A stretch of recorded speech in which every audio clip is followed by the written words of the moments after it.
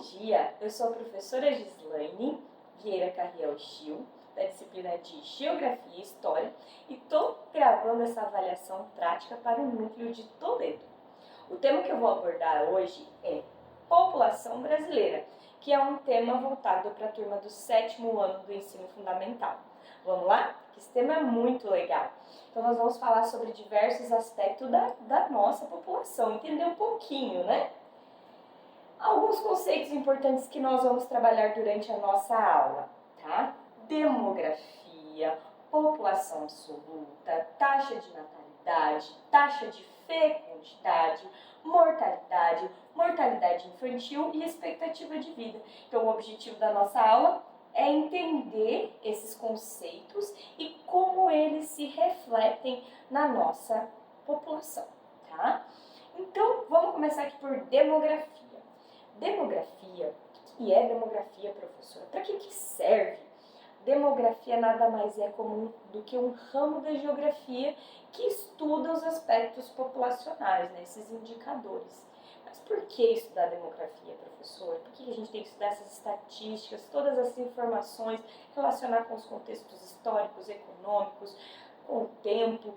Por quê? Porque é a partir dessas informações que os governantes vão conseguir fazer ações, políticas públicas para ajudar a população nas suas principais necessidades. Então a lógica é conhecer para poder agir, para poder melhorar, certinho? Então vamos lá para a nossa aula? Inicialmente aqui nós vamos explicar essa frase aqui, né? O Brasil é um país populoso e pouco povoado. O que isso quer dizer? Quer dizer que nós temos uma grande população absoluta. Anota aí o que é população absoluta. A população absoluta é o número total de habitantes de um determinado território. Então, olha aqui o Brasil em 7º lugar, superado aqui, né, por alguns países, dentre eles a China e a Índia, né? A China em 2º lugar e a Índia em 1º, com mais de 1,4 bilhões de habitantes. E o Brasil em 7º com 216 milhões. São números muito distantes da nossa realidade, mas imagina, 1 bilhão é muita gente, né? Então, tanto o Brasil quanto a Índia, a China, esses países, eles são países muito populosos, ou seja, que tem uma população absoluta muito alta. Porém, o Brasil ele é pouco povoado. Porque quando a gente classifica um país como povoado, a gente leva em consideração o tamanho desse país, né? É a população absoluta relacionada à área que nós temos a densidade demográfica. Então, se nós formos observar a densidade demográfica brasileira, nós temos uma baixa densidade demográfica brasileira, tá? Cerca de 24 pessoas. Por quê? Porque o nosso pessoas por quilômetro quadrado. Porque o nosso território é muito grande, mais de 8 milhões de quilômetros quadrados. Então, quando você pega aquele valor e divide pela nossa área, nós temos uma baixa densidade demográfica. Então, somos populosos, porque temos uma alta população absoluta, porém pouco povoados, porque somos muito grandes. Tá? Isso vai acontecer com a Rússia também e com outros países de grande extensão territorial. Além dessa informação de ser populoso e pouco povoado, nós também temos que observar que a população brasileira ela está mal distribuída, ela está concentrada aqui no litoral, nas grandes cidades, nas grandes metrópoles, como São Paulo, Rio de Janeiro, as grandes capitais. Por que isso acontece? Fruto da própria história, porque a colonização brasileira ela começou de leste para oeste, mas também de aspectos econômicos.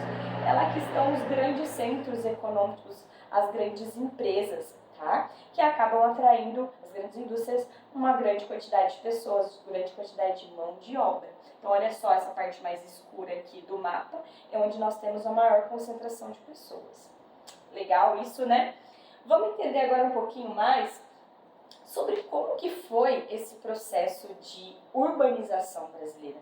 O que é a urbanização? A urbanização de um país se dá quando acontece um fluxo que a gente chama de êxodo rural, que a população passa do campo para a cidade, certo? Aí acontece a urbanização.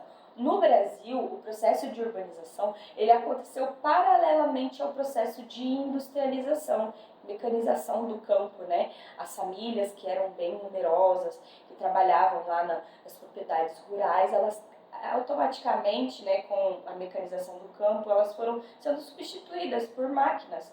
E essas pessoas passaram a migrar para as cidades, a ir embora para as cidades buscando trabalho, né, buscando melhores condições de vida. E isso aconteceu no Brasil de maneira muito rápida. Ó. Da década de 50 para 2010, por exemplo, nós tivemos aqui um aumento de 36% para 84% da população brasileira morando nas cidades, ou seja, a população urbana. Aqui, a partir da década de 70, a gente já percebeu que o país já se tornou um país urbano. O que é um país urbano? Um país com a maior população morando nas cidades. Legal? Interessante? Vamos observar outros aspectos que mudaram na população brasileira. Com esse êxodo rural, com esse processo de urbanização, aumentou também no Brasil a expectativa de vida. O que é a expectativa de vida? É o quanto, em média, uma pessoa vive em um determinado lugar, né? Fazendo uma média de quando ela nasce, quanto que aproximadamente essa pessoa vai viver. E isso vai depender muito do lugar, né? Do período, né? Das condições que aquela pessoa é exposta, as condições de vida, né? A qualidade de vida, de saúde, renda, educação, segurança. No caso do Brasil, na década de 50, década de 40, a expectativa de vida ela era de 45 anos. E ela passou para 75. Isso é fruto do quê? Avanço nas condições de vida do brasileiro. Passou a ter acesso a medicamentos, a indústria farmacêutica se desenvolveu, tratamentos, né, de saúde, a questão da vida mesmo melhorou, o que fez com que as pessoas vivessem mais. E afinal, né, tudo que a gente quer é viver mais, viver bem, viver feliz. Que bom. É assim em todos os países? Infelizmente não. Tem países, né, países pobres, subdesenvolvidos, que não têm acesso à saúde, acabam a expectativa de vida sendo bem menor. Outro ponto importante que está relacionado diretamente com esse processo de transformação da sociedade, né, da população brasileira, foi a questão da mortalidade infantil. Como nós podemos observar na história, na década de 50, as famílias eram numerosas, porque quanto mais filhos, mais mão de obra para trabalhar, ok? Então as mulheres tinham muitos filhos, né? A taxa de natalidade, que é o número de nascimentos em um determinado período, ela era muito alta, mas a mortalidade infantil também era muito alta, porque essa criança ela não tinha um acompanhamento na gestação, a mãe não tinha um acompanhamento no parto, não tinha depois no atendimento pediátrico, acesso à vacinação. Então olha como houve uma queda na mortalidade infantil da década de 50 para a atualidade. E isso é muito bom, fruto de todo o investimento principalmente na saúde. Outra coisa muito importante é a questão de como foi a mudança na taxa de fecundidade, porque a taxa de natalidade é o número de nascimentos em um determinado período. A taxa de fecundidade é justamente o quê? O número de filhos que uma mulher tem no seu período, né, de fertilidade, o período que a mulher está apta a gestar. Isso foi influenciado por toda a questão histórica, econômica e política do Brasil. Olha como era na década de 60, a mulher com muitos filhos, né, porque aquela mulher morava no campo. Quanto mais filhos para trabalhar na propriedade, melhor. E hoje, na atualidade, as mulheres, né, tendo menos filhos. Isso é fruto do quê? Essa mulher passou a morar na cidade, ela entrou no mercado de trabalho, então ela passou a ter um maior controle, né, do maior planejamento familiar. Então a família ela pensa no orçamento, ela pensa na questão de como cuidar desses filhos, porque o custo de vida é maior na cidade e optam por ter menos filhos.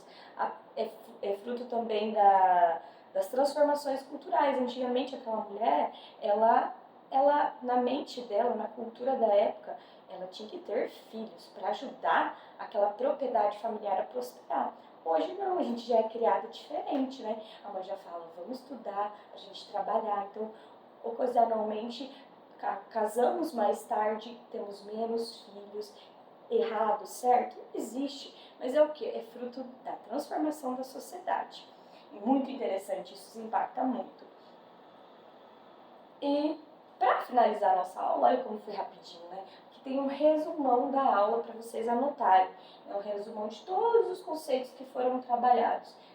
Demografia, que é o estudo da população, o número total de habitantes, que é a população absoluta, a densidade demográfica, que vai ser justamente essa população absoluta dividida pela área, a taxa de mortalidade, que é o número de óbitos, natalidade, que é o número de nascimentos em um determinado período, mortalidade infantil, que é o número de bebês que morrem antes de completar 1 ano de vida, tá? A expectativa de vida, que é a esperança que se tem ao nascer em um determinado território, em um determinado país, a distribuição da população brasileira. Nós vimos que o Brasil é um país muito populoso, com uma população absoluta alta, mas essa população está mal distribuída no país, ela está principalmente concentrada nas grandes cidades.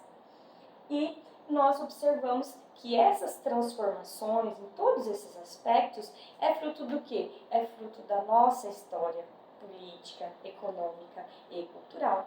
Para finalizar a nossa aula, vamos fazer um mapa mental, que a prof já explicou para vocês. Cartolina, caneta colorida, palavra-chave no meio, vai puxando as setinhas e explicando os conceitos e definindo-os, tirando dúvida. Muito obrigado, tchau, tchau!